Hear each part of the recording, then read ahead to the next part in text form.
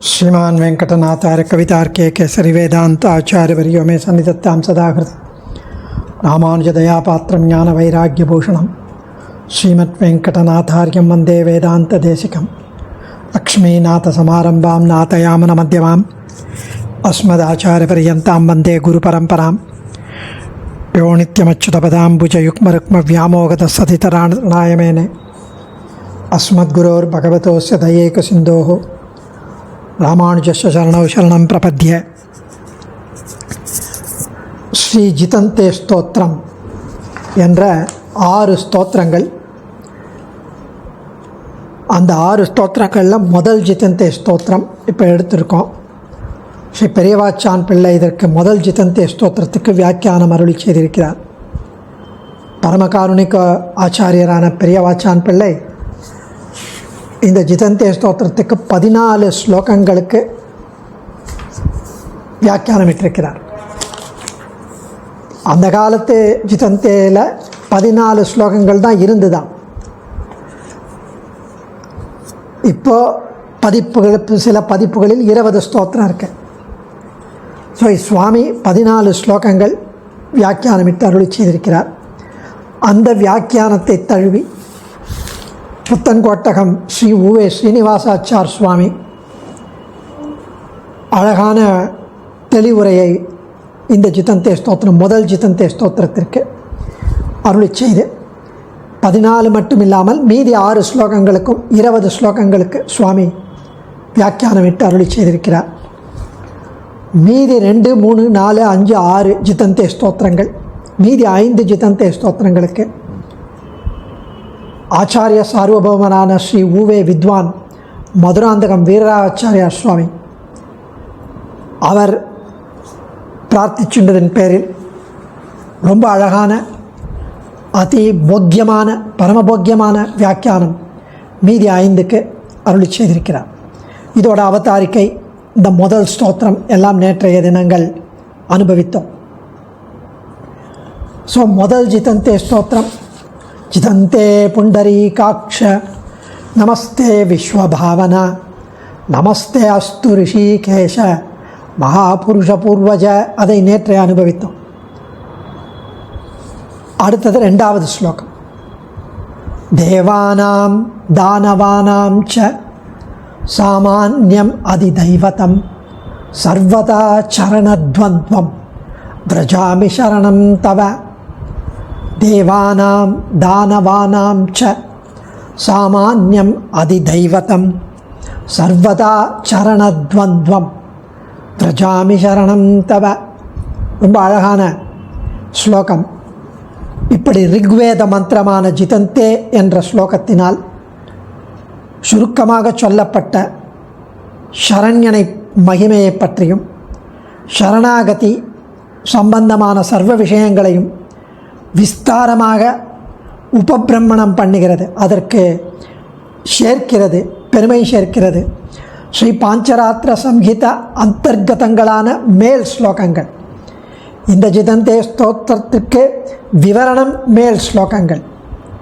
அதில் இந்த தேவானாம் தானவானாம் என்ற ஸ்லோகமானது சம்சாரி சேத்தனர்கள், நம்மளைப் போல சேத்தனர்கள், சம்சார பத்த ஜீவாத்மாக்கள் சர்வேஸ்வரனை ஆசிரயித்து உஜ்ஜீவிக்கும் விஷயத்தில்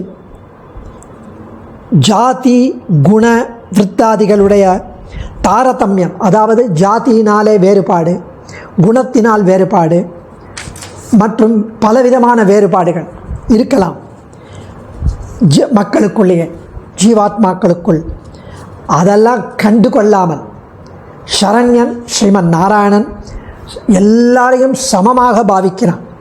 சாமிய குணத்தை, சரண்யனுடைய சாமிய குணத்தை சொல்லுகிறது இது இந்த ஸ்லோகம். சரணாகதியினுடைய சர்வ அதிகாரத்தை, அதாவது யார் வேணாலும் சரணாகதி செய்யலாம். சர்வ அதிகாரம்னா தமிழ் அதிகாரம் இல்லை, அதிகாரம்னா qualification. Everybody is qualified to perform சரணாகதி. அதை வெளியிடுகிறது. அதனால்தான் தேவானாம் தானவானாஞ்ச சாமான்யம் அதிதைவதம் சர்வதா சரணத்வந்த்வம் வ்ரஜாமி சரணம் தவ சர்வஸ்ய சரணம் சுகிருத் என்று ஸ்ருதி வாக்கியம். சமோகம் சர்வபூதேஷு, கண்ணன் சொல்கிறான் சமோகம், நான் எல்லாருக்கும் எல்லா ஜீவன்களுக்கும் ஜந்துக்களுக்கும் நான் சமம் என்று கீதையில் கண்ணன் தெரிவிக்கிறான். சமோகம் சர்வபூதேஷு சர்வலோக சரண்யாய ஸ்ரீமத் ராமாயணத்தில் தெரிவிக்கிறது. மற்றும் வானரம் ராட்சசம் இந்த விஷயங்களிலெல்லாம் இது சுப்பிரசித்தம். சர்வேஸ்வரன் ஜாதி குணம் மேன்மை இதெல்லாம் பார்க்கவே மாட்டான். இதனால் வர மேன்மையினால் சந்தோஷிப்பதில்லை. பிரகலாத ஆழ்வானும் அதை தெரிவிக்கிறார். மன்யே தனாபிஜன ரூப தபஸ்ருதௌ யஜ்ஜயஸ் தபஸ்ருதௌ ஜஸ்தேஜஹ பிரபாவ பல பௌருஷ புத்தியோகாஹ நாராதனாய ஹி பவந்தி பரஸ்ய பும்சோ பக்த்யா துதோஷ பகவான் கஜயூதபாய. மன்யே தனாபிஜன ரூப தபஸ்ருதௌ ஜஸ்தேஜ பிரபாவல பௌருஷ புத்தியோகாஹ நாராதனாய ஹி பவந்தி பரஸ்ய பும்சோ பக்த்யா துதோஷ பகவான் கஜயூதபாய. கஜயூதபாய ஸ்ரீமத் பாகவதத்தில் பிரகலாத ஆழ்வான் அருளுகிறான். என்னென்னா சர்வேஸ்வரன் ஜாதி குணம் அவளுடைய விருத்தாந்த் அவளுடைய பெருமைகள் இதனுடைய மேன்மையினால் சந்தோஷிப்பதில்லை என்ற அர்த்தத்தை, அதாவது தனம் குலம் அழகு தபஸ் ஞானம் சாஸ்திர ஞானம் வீரியம் சாமர்த்தியம் பிரபுத்தன்மை பலம் பராக்கிரமம் புத்தி இவை முதலான நற்குணங்களில் கூட ஈஸ்வரன் சந்தோஷம் அடைகிறதில்லை. மியர் ஜஸ்ட் சிம்பிள் பக்தியினால் மட்டும் சந்தோஷம் அடைகிறான். இந்த குணங்கள் இருந்ததா கஜேந்திர ஆழ்வானுக்கு? அவனுடைய பக்தியினால் தானே மோட்சம் அளித்தான். இந்த உலகில் அஞ்ஞர்களுக்கு அஞ்ஞானிகளுக்கு பெருமையாக தோன்றும் ஐஸ்வர்யம் இதெல்லாம் பகவத் கிருபைக்கு சாதனமாக மாட்டாது. ரொம்ப அழகாக தெரிவிக்கிறார். தேவானாம் தேவ சப்தம், தேவானாம்னா தேவர்கள், பூமியில் பிறந்த மனிதர்கள் எல்லாம் தங்கள் திருவடி தொழுது எழும்படியான தேவ ஜாத்தியை சொல்லுகிறது.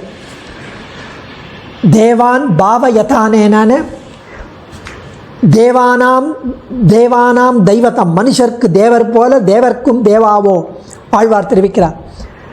மனுஷர்களுக்கு எப்படி தேவரோ அதுபோல தேவர்களுக்கு தேவன் பெருமான் தேவாதி தேவன்.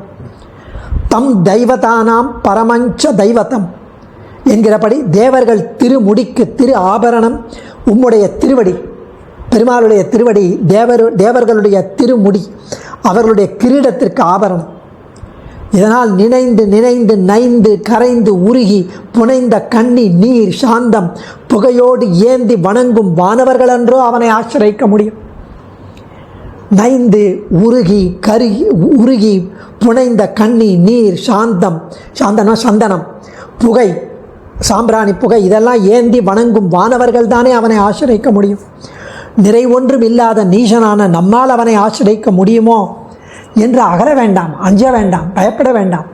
அவன் சமோகம் சர்வபூதேஷு எல்லாருக்கும் சமம். அதனால்தான் தேவானாம் தானவானாம் ச என்கிறார். எல்லாருக்கும் பகவத் பக்தியினால் பிரகாசிக்கும் அவர்களான பிரகலாத நாரதாதிகள் தானே அவனை ஆசிரியிக்க முடியும் அப்படின்னு அஞ்ச வேண்டாம்.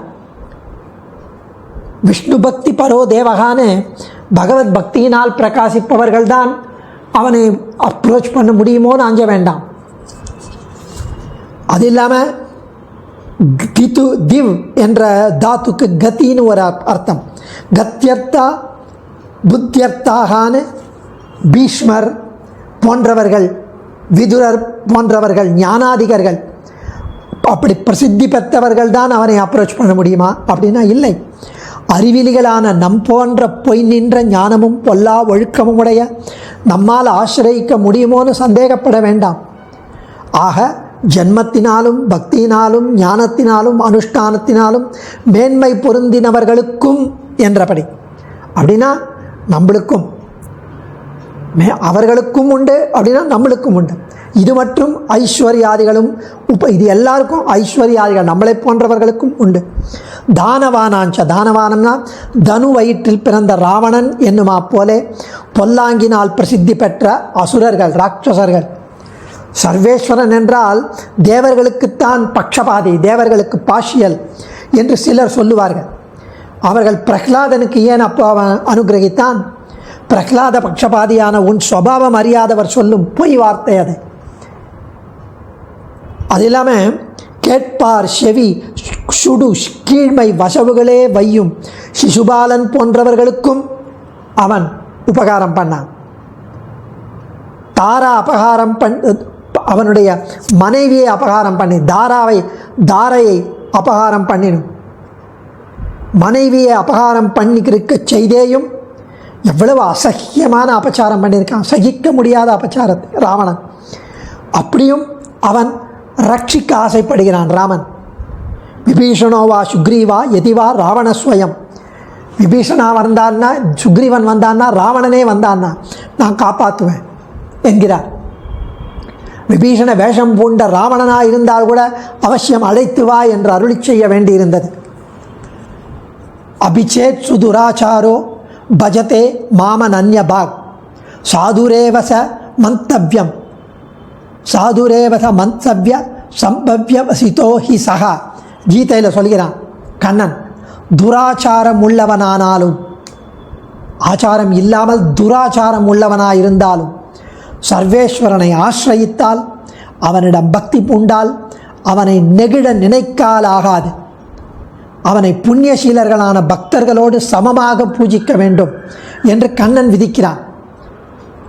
அவன் துராச்சாரனாக இருந்தால் கூட பெருமாளை ஆசிரயித்து அவனை நீங்கள் ஒதுக்கக்கூடாது, இக்னோர் பண்ணக்கூடாது, அபச்சாரம் படக்கூடாது அவன்கிட்ட. அதனால் ச என்கிறதால் அனுகூல்யமும் பிராத்திகூல்யமும் இல்லாமல் இருக்கிற உதாசீனர்களான மற்றவர்களுக்கும் என்றபடி தேவானாம் தானவானாம் ச எல்லாருக்கும் சாமானியம் அதிதெய்வத்தம். சாமானியம் எல்லாருக்கும் அந்தணர் அந்தியர் எல்லையில் நின்ற அனைத்துலகும் நொந்தவரே முதலாக நுடங்கிய அந்நியராய் வந்தடையும் வகை வந்தகவேந்தி வருந்திய நம் அந்தமிலா ஆதியை அன்பர் அறிந்து அவர் அறிவித்தனரே என்கிறார். அந்தணர் பிராமணர் முதல் அந்தியர் சண்டாளர் வரை எல்லையில் நின்ற எல்லா உலகங்களிலும் எல்லா சேத்தனர்களிலும் சம்சார வெப்பத்தால் வருத்தமுற்று, அதுதான் அவர்களுக்கு தகுதி. சம்சார வெப்பத்தால் வருத்தமுற்று என்னை இந்த சம்சார பந்தத்திலிருந்து நீக்கிவிடு என்று யோக்கியத்தை பெற்ற முக்கிய அதிகாரிகள் இவர்கள் எல்லாரும். யாராக இருந்தாலும் சரி, காஸ்ட், கலர், க்ரீட், ஜெண்டர் யாராக இருந்தாலும் சரி, வேறு அனன்யராய் வந்து வேறு உபாயம் இல்லை, வேறு புகழில்லை, வேறு நோக்கும் பலனும் இல்லை என்ற முடிவுடன் வந்து அடையும் வகை சரணடையும் பிரகாரம் அதுதான் இங்கே தெரிவிக்கிறார். சாமானியம் அதிதெய்வத்தம். இங்கு பிரம்மா தொடங்கி ஒரு புழு பூச்சி வரை, ஸ்தம்ப பரியந்தமான வஸ்துக்கள் வரை எல்லாம் ஈஸ்வரனுடைய உடைமை என்னும் அதில் சமானமாக இருக்கும். சிறியது பெரியது என்ற எல்லா வஸ்துக்களுக்கும் அவன் ஈஸ்வரனாக இருப்பது சமானம் என்ற அர்த்தத்தை சொல்லுகிறது இல்லை. இந்த அர்த்தத்தை இங்கு சொல்லுவதால் பயனில்லை. என்ன சொல்கிறதுன்னா, அவுணர்க்கென்றும் சலம் புரிந்த அங்கு அருளில்லா தன்மையாளன் என்றபடி ஆஸ்ரித பாகவத விரோதிகளை அழியச் செய்யும் அவன். அவனுடைய குணத்தினால் தாழ்ந்தவனோடு உயர்ந்தவனோடு வித்தியாசம் இல்லாமல் எல்லாரோலையும் தண்ணீர் துறையில் இறங்குமா போலே எனக்கென்று ஆசிரயிக்கலாம்படியான திருவடிகள். எவ்வளவு அழகான வியாக்கியானங்கள். எல்லா உலகும் தொழும் ஆதிமூர்த்தி பொது நின்ற பொன்னங்கழல். இது ஆச்சாரியர்களுடைய பாசுரம், ஆழ்வார்கள் பாசுரம். எனக்கு அப்படின்னு இந்த திருவடி எனக்குன்னு நாம் வேண்டிக் கொள்ளாம் போலே தாகம் பட்டவர்களெல்லாம், தாபப்பட்டவர்களெல்லாம் தண்ணீர் துறையில் இறங்கி வாரி வாரி தண்ணீரை குடிக்குமா போலே எனக்கு என்று ஆசிரயிக்கலாம்படியான திருவடிகள். தாழ்ந்தவனோடு உயர்ந்தவனோடு வாசி இல்லாமல் வித்தியாசம் இல்லாமல் அவன் கலக்கினான். பரம சௌலபிய சௌசீல்யம். இப்படி எல்லாரும் சமமாக ஆசிரயிக்கலாம்படியான வேறு தேவதை இருக்கா அப்படின்றதுக்கு அதிதெய்வத்தம் என்கிறார். இப்படி பரம உத்கிருஷ்ட தெய்வத்தம், இப்படி இந்த மாதிரி ஒரு அற்புதமான ஆச்சரியமான ஒரு தெய்வத்தம் கிடையாது. அதி தெய்வத்தம். இந்த மாதிரி ஒரு ஆச்சரியமான தேவதை இருக்கா? பிரம்மருத்ராதி தேவதைகள் சிலருக்கு ஆசிரியிக்கலாம்படி இருக்கலாம், சிலருக்கு கிட்ட அரியவர்களாக இருக்கலாம். இது புருஷோத்தமனுடைய திருவடிகள்.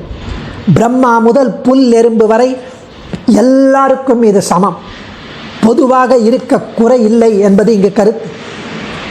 தேவதானாம், அதுவும் ஆளவந்தார் தெரிவிக்கிறார், வேதாபகார குருபாதக தைத்திய பீடாதி ஆபத் விமோச்சன மகிஷ்ட பலப்பிரதானை கோன்ய பிரஜா பசுபதி பரிபாதிகஸ்ய பாதோதகேன சசிவ ஸ்வசிரோத்ருதேன. 4 வேதங்களை களவு போக கொடுப்பது, 4 வேதங்களையும் களவு போக வச்சு அந்த மீதியை பிரம்மாவுக்கு வேதத்தை மீட்டு கொடுத்து காப்பாற்றினவர் யார்? தனது தந்தையும் ஆசானுமான சதுர்முக பிரம்மன் 5 முகம் இருந்தது. முதல்ல அவருடைய தலையை கிள்ளியதால் நேர்ந்த மகா பாதகம் பாபம் யாருக்கு வந்தது? ருத்ரனுக்கு. திதியோட மக்களான அசுரர்கள், அவர்களால் ஏற்பட்ட தொல்லைகள் தேவர்களுக்கு. இவைகளை முதலாக பல தொல்லைகளை அதிலிருந்து விடுவித்தது யார்? தன்னை பூஜித்தபடியால் மிகவும் உயர்ந்த பலன்களை கொடுப்பவன் யார்? பிரஜைகளுக்கு தலைவனான பிரம்மன், பசுக்களுக்கு தலைவனான சிவன். இந்த இருவரையும் விட, தேவரீரை விட வேறான யார்தான் இன்னமும் காத்து வருபவர்?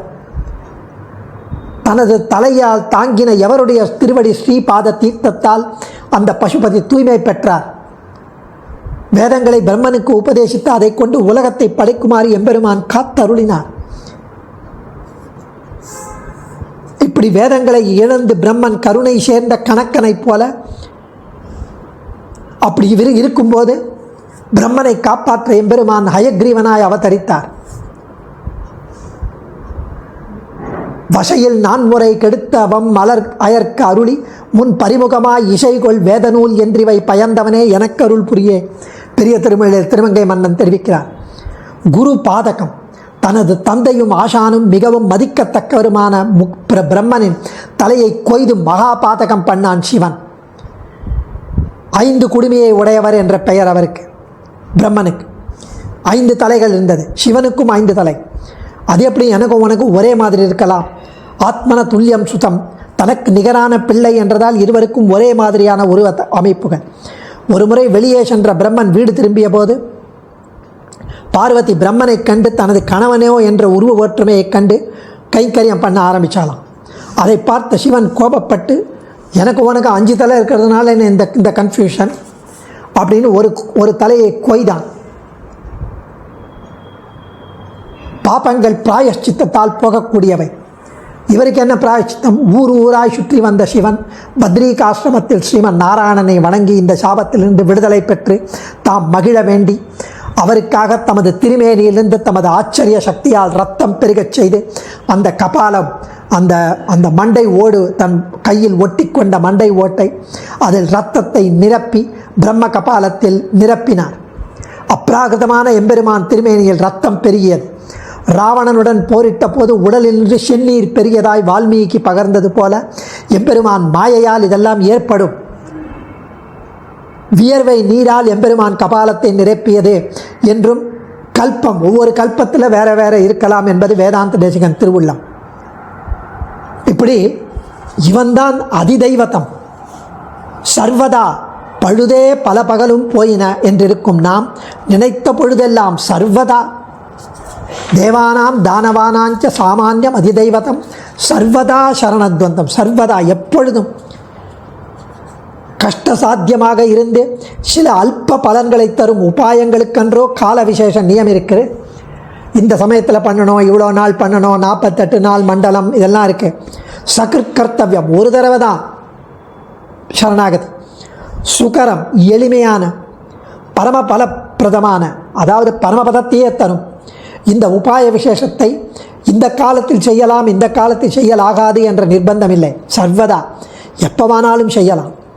அன்றைக்கே இல்லை, சர்வதான சர்வகாலத்திலும் நாம் ஈஸ்வரனுக்கு அனுகூலனாக இருக்கும் காலத்தில் போல பிரதிகூலனாக இருக்கும் காலத்திலும் கூட கிட்டி அவனை க்ஷமித்தருள வேண்டும்னு ஆசிரியிக்க குறையில்லை. எதிவா ராவண ஸ்வயம்னு நம்மை சரணவடைந்து அடைந்த இவன் ராவணனாக இருந்தால் கூட நமது மனோரதம் சித்திக்குமோன்னு ஸ்ரீ சரண்யனுடைய அபிப்பிராயம். அது சர்வதா இல்லைன்னா சர்வதானா சர்வ ஜன்ம காலங்களிலும் கூட அர்த்தம். நின் சரணே சரணென்றிருக்க பெற்றால் சண்டாள ஜன்மமாயிருந்தாலும் சரி அது அவனுக்கு உகப்பு, ஸ்லாக்கியம். புண்ணியத்தின் பயனாக பூசுர ஜன்மாவையும் புல்லியதென்றே நினைவிருக்கும். புண்ணியம் ஏதோ அஜ்ஞாத சுகிருதத்தினால எந்த ஜன்மம் இருந்தாலும் நமக்கு அந்த நொந்தவரே முதலாக சம்சார வெப்பத்தால் வருத்தம் உற்றிருந்தாலே போரும். அதுதான் குவாலிஃபிகேஷன். இல்லை சர்வதான எல்லா காலத்திலும், அதாவது துயரமே தரு துன்ப இன்ப வினைகளையே நீ தந்திடும் காலத்திலும், நீ துன்பங்களையே தந்து கொண்டிருந்தாலும், அரிசினத்தால் ஈன்ற தாய் அகற்றினும் தன் அருள் நினைந்தே அழும் குழவி போல நின் சரணல்லால் சரணில்லை என்றிருப்பேன் அடியேன். எல்லா காலத்திலும் தேவரீர் திருவடியே பற்றியிருப்பேன் அடியேன்.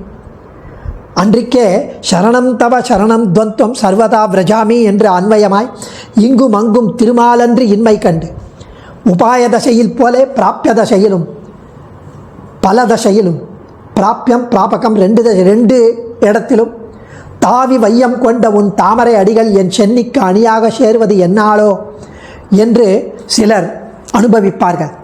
இந்த திருவடி இது உபாயம் மட்டுமில்லை, பலனும் இதுதான். இது சர்வதா எப்பொழுதும் அடியனுக்கு இது என் தலைக்கு அணிகலனாக இருக்க வேண்டியது என்னாலோ அப்படின்னு சொல்லிட்டு தவ சரணத்வந்த்வம், இந்த ரெண்டு திருவடிகளையும், உம்முடைய ரெண்டு திருவடிகள் ஸ்ரீமன் நாராயண சரணவ் அப்படின்னு ரெண்டு திருவடிகளையும் தெரிவிக்கிறார். ஸ்ரீமுஷ்ணம் ஆண்டவன் பெரிய ஆண்டவன் தெரிவிப்பார். ஏன் ரெண்டு திருவடிகளை சொல்கிறது அப்படின்னா, ஒரு திருவடியை பிடிச்சுண்டா இன்னொரு திருவடியால் உதைக்காமல் இருக்கணும். நம்ம பண்ண அபச்சாரத்துக்கு அவன் உதைக்க சான்ஸ் இருக்குது. அதனால் ரெண்டு திருவடியும் பிடிச்சிக்கணும்னு அவர் ரகசியமாக தெரிவிப்பார். உம்முடைய இரண்டு திருவடிகளையும் சரணத்வந்த்வம், இங்கு தாசனானவன் இப்படி ஆச்சரியமான இழியும் துறையை சொல்லுகிற சரண சப்தம். ஜீவாத்மா ஈடுபடும் அந்த விஷயங்கள் நித்திய சித்தமாய் சுபாஸ்ரயமாய் பரம பவித்திரமாய் மங்களமாய் இருக்கிற திவ்ய மங்கள விக்கிரகத்திற்கு ஒரு உபலட்சணம் இந்த திருவடி. துயரறு சுடரடி தொழுது எழு என் மனனே, வடிவினை எல்லா மலர்மகள் மற்றும் நிலமகள் பிடிக்கும் மெல்லடியை கொடுவினையான யானும் ஆசிரயித்து உஜ்ஜீவிக்க பெற்றேன் என்றது. அந்த மலர்மகள் நிலமகள் பிடிக்கும் அந்த திருவடியை அடியேனும் பிடிக்கிறேனே, கொடுவினையன் மகா பாபியான அடியேனும் ஆசிரயித்து உஜ்ஜீவிக்க பெற்றேனே. இங்கு சஞ்சரண வாசியான சரண சப்தத்தினால் உலகத்திலேயே அதிக்ஷுத்ரனான அல்பனான அடியேனும் இரட்சகன் இருக்கும் இடம் தேடி திரியும். வந்து அருளி என் நெஞ்சிடம் கொண்ட வானவர் கொழுந்தேன ரட்சக நாம் இருக்கும் இடம் வந்து அர்ச்சாவதாரமாய் சாலிகிராமமாய் நாம் இருக்கும் இடம் வந்து அவனை ஆசிரயிக்க வந்து நிற்கினான். ரட்ச வஸ்து இடம் இருக்கும் தேடி வந்து மனுஷர்க்காய் படாதனப்படும் ரட்சகனுடைய கிருபாதிசயம் தோற்றுகிறது. இங்கு தவச்சரணத்வந்த்வம், அந்த திருவடி எங்களுக்காக நடந்த கால்கள் நொந்தவோன்னு இங்கு வந்து எங்களுடைய கிரகத்துக்கு பக்கத்தில் வந்து அந்த திவ்ய தேசத்தில் அந்த கோவில், அதுவும் வந்தருளி என் நெஞ்சிடம் கொண்ட வானவர் கொழுந்து மற்றும் அவயவாந்தரங்களை எடாதே திருவடியை அருளி செய்ததால் அனதிக்கிரமணீயம் ஹி சரணகிரகணம் என்கிறபடி இந்த திருவடிகளின் போக்கியம் அதையும் சூச்சிப்பிக்கப்படுகிறது. தேனே மலரும் திருப்பாதம் துவந்த்வம் என்ற இந்த சப்தத்தினால் ஒரு திருவடியின் வடிவழகுக்கு மற்றொரு திருவடி சதுரிசமாக இருப்பது. கட்டுரைக்கில் தாமரை நின் கண் பாதம் கை ஒவ்வா என்றபடி இதுக்கு வேற ஒரு உதாரணமே கிடையாது. அவ்வளவு உதாரணம் இல்லாத அவ்வளவு தரித்திரம் இந்த திருவடி. இதுக்கு உதாரணமே கிடையாது. துவந்த்வ அப்படின்னா கிணற்றில் விழுந்த குழந்தையை இரு கையால் எடுத்து விடுவாரை போலே இந்த பிரகிருதியாகிற பாழும் கிணற்றில் விழுந்த யான் அடியேன் கரை சேரும் கருணையாலன்றோ ரெண்டு திருவடிகளையும் அடியேன் ஆசிரயிக்கும்படி காட்டி அருளினீர் தேவரே. இதனால் ரட்சிய வஸ்துவின் அளவை காட்டிலும் ரட்சகனுடைய அந்த பாதிப்பு விஞ்சி இருக்கிறது. விரஜாமி சரணம் விரஜா என்கிறார். மாமேகம் சரணம் விரஜா, என் ஒருவனையே சரணம் அடை. அந்த விரஜாமி என்ற இடத்தில் இது கதி, புத்தி விசேஷமான விஸ்வாசத்தை தெரிவிக்கிறது. இங்கு சரண சப்தம் துவய மந்திரங்களைப் போல உபாயவாசியாக இருக்கிறது. நாகனை மிசை நம்பிரான் சரணே சரண் என்றும் கடல்கள் அவையே சரணாக கொண்ட என்னுமா போலே இங்கும் அவதாரணம் விவக்ஷிதம். உன் திருவடிகளையே என் ரட்சணோபாயமாக அத்தியவசிக்கிறேன் என்பது. ஸ்ரீமானான நாராயணன் திருவடிகள் இரண்டையும் சரணமாக பற்றுகிறேன். ஸ்ரீமானான நாராயணன் திருவடிகள் இரண்டிலும் வழிவிலா அடிமை செய்ய வேண்டும் நான் நித்திய கைங்கரியம் பெருகைக்கு. இந்த இரண்டாவது ஸ்லோகமானது சிதந்தே என்ற ரிக்வேத மந்திரத்தில் சொல்லப்பட்ட சரணாகதி சர்வ அதிகாரம், எல்லாரும் குவாலிஃபைடு என்பதை சொல்வது மட்டுமில்லாமல் சரணாகதிக்கு ஒரு வியாக்கியானமாக இருக்கிறது. நியாய பஞ்சாங்க சம்யுதான்னு சரணாகத் அவினாபூதங்களான அனுகூல்ய சங்கல்பம், பிராதிகூல்ய வர்ஜனம், கோப்திருத்வ வர்ணம், மகாவிஸ்வாசம், இப்படி கார்பண்யம், இப்படி பஞ்ச அங்கங்களையும் இது கொண்டது. ஆத்மானம் மை நிக்ஷிபேத் என்று சொல்லுகிறபடி ஸ்வரூப பர பல சமர்ப்பணங்களை இங்கு உச்சித ஸ்தலங்களில் அனுசந்திக்க வேண்டியது உச்சிதம். இந்த சரண சப்தத்தினால் உபாயத்வ பிரார்த்தனாந்த அர்த்தமான கோப்திருத்வ வர்ணம், உபாயத்வ பிரார்த்தனை அந்தர்கதம், அது உள்ள மறைஞ்சிருக்கு. அதனால் இதில் கோப்திருத்வ வர்ணம் இருக்குது, விஸ்வாசம் இருக்குது. விரஜ என்ற தாத்துவினால் ஸ்வரூப பல பர சமர்ப்பணம், ஸ்வரூப பல சமர்ப்பண விசிஷ்ட பர சமர்ப்பணம். உத்தம புருஷனால் உச்சிதமான அதிகாரம், அதாவது எல்லாரும் சாமானியம் அதிதெய்வத்தம், எல்லாருக்கும் அந்தணர் அந்தியர் எல்லையன் என்ற அனைத்துலகும் நொந்தவர். அதனால் கார்பண்யம், தாசஸ்வபாவ சித்தமான ஆனுகூல்ய சங்கல்பம், பிராதிகூல்ய வர்ஜனங்களும் இங்கு சூச்சிப்பிக்கப்படுகிறது. இப்படி ரெண்டாவது ஸ்லோகத்தின் தாத்பரியம் என்னன்னா, அனுகூல பிரதிகூல இந்த பஞ்ச அங்கங்களுடன் சர்வலோக சரண்யமான உன் திருவடிகளையே போலொன்றில்லாத அடியேன் உபாயமாக அத்தியவசித்து ஆனுகூல்ய சங்கல்பமாகிய அந்த பஞ்ச அங்கங்களோடு ஸ்வரூப பல சமர்ப்பணங்களோடு கூடின ஆத்மரக்ஷா பர சமர்ப்பணத்தை பண்ணுகிறேன் என்பதாயிற்று. இந்த ஜிதந்தே ஸ்தோத்திரமானது அந்த காலத்தில் ஸ்ரீ கோஷங்களில் 20 ஸ்லோகத்துடன் முடிவதாக காணப்பட்டாலும் இன்னைக்கு இருந்தாலும் பிராச்சீனமான கோஷங்களில் 14 ஸ்லோகங்களில் முடிந்துவிட்டதாக காணப்படுவதால் ஸ்ரீ பெரியவாச்சான் பிள்ளை 14 ஸ்லோகத்திற்கே வியாக்கியானம் செய்து முடித்திருப்பதால் இந்த 14வது ஸ்லோகத்திலும் இத்யேவ மனயா ஸ்துத்வா என்ற ஸ்தோத்திரம் முடிந்ததாக சொல்லப்படுகிறது. அதனால் மேலே இருக்கிற 6 ஸ்லோகங்கள் சில 3வது 4வது ஜிதந்தேல இருக்குன்னு சொல்வார். சிலர் ஸ்ரீ விஷ்ணு புராணம் இதிகாச சமுச்சயாதிகளில் காணப்படுகிறது என்று சொல்வார். இந்த முதல் ஜிதந்தே ஸ்தோத்திரம் 14வது ஸ்லோகத்துடன் முடிந்து போவதாக பெரியவாச்சான் பிள்ளை அனுபவிக்கிறார். அப்படி அதை எடுத்துட்டா இந்த ஸ்தோத்திரம் முழுவதும், அதாவது இந்த முதல் ஜிதந்தே ஸ்தோத்திரம் 14 ஸ்லோகங்கள்னு எடுத்துட்டா ரிக்வேத மந்திரமான முதல் ஸ்லோகத்திற்கு வியாக்கியானமாக இருப்பது இந்த 14 ஸ்தோத்திரங்களும் என்பது சிலருடைய அபிப்பிராயம். சிலர் முதல் ஸ்லோகமான ரிக்வேத மந்திரத்தையும் கடைசி ஸ்லோகத்தையும் விட்டு நடுவில் இருக்கிற 12 ஸ்லோகங்களுள் முதல் 6 ஸ்லோகங்கள் அகாரவாஷ்யனான சர்வேஸ்வரனுடைய சுபாவங்களையும், பின்பாகமான 6 ஸ்லோகங்கள் சாம்சாரிக பய சோக கடலில், சாம்சார கடலில் மூழ்கி இருக்கிற அகிஞ்சனாக இருக்கிற மகாரவாச்சியனான சேத்தனனுடைய சுபாவங்களையும் விவரித்து வியக்தமாக சொல்வதால் சர்வவேத சாரமான பிரணவ அர்த்த விவரணம் போல் இருக்கிறது என்று அனுபவிப்பார்கள். இங்கு முதல் ஸ்லோகத்தில் சொன்ன சரணாகதிக்கு சரண்யனுடைய குண விசேஷங்களை மேல் 6 ஸ்லோகங்கள் அகிஞ்சனான சேத்தனன் அவன் திருவடிகளை ஆசிரயித்து சம்சார பய துக்கங்களை போக்கி உஜ்ஜீவிக்கும் வழியை சொல்லுகிறது. துவயம் அஷ்டாட்சரம் போன்ற மந்திரங்களில் பூர்வோத்தர பாகங்களைப் போல இந்த பூர்வோத்தர ஷட்கங்களிலும் 6 ஸ்லோகங்களிலும் சர்வேஸ்வரனுடைய உபேய பாவங்கள், அந்த வழி பலன் போன்றவை சொல்லப்படுகிறது என்பதும் இங்கு அனுகுணமாகும். இப்படி ஆச்சரியமாக இதை அனுபவிக்கிறார்கள் பூர்வாச்சாரியர்கள். ஸ்ரீ பெரியவாச்சான் பிள்ளையோட வியாக்கியானமும் புத்தங்கோட்டகம் ஸ்ரீ உவே ஸ்ரீனிவாசாச்சார் சுவாமியோட வியாக்கியானமும் அதிமதுரமாய் பரமபோக்கியமாய் இருந்து அதை அடியேன் யதாசக்தி யதாமதி ஷேர் பண்ணிட்டு வரேன். குற்றம் குறை இருந்தால் அது அடியேனுடைய மந்தமதி. தன்யோஸ்மி. கவிதார்க்கிக சிம்ஹாய கல்யாண குணசாலினே ஸ்ரீமதே வெங்கடேஷாய வேதாந்த குரவே நமக. ஆச்சாரியன் திருவடிகளே சரணம்.